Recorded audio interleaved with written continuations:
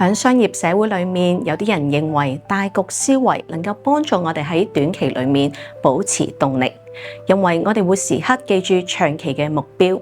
如果將呢個嘅概念應用喺我哋嘅信仰上面，信靠上帝就係一段生命嘅旅程。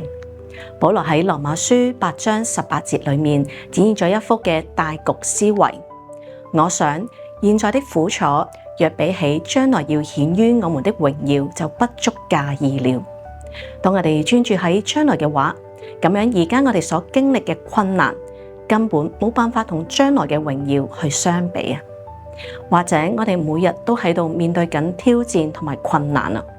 但係當我哋定睛仰望救主耶穌，再次諗起基督復臨嘅情景嘅時候，我哋嘅內心就會充滿住無限嘅盼望、喜樂同埋安慰。呢個係靈修1分鐘，我哋聽日再見。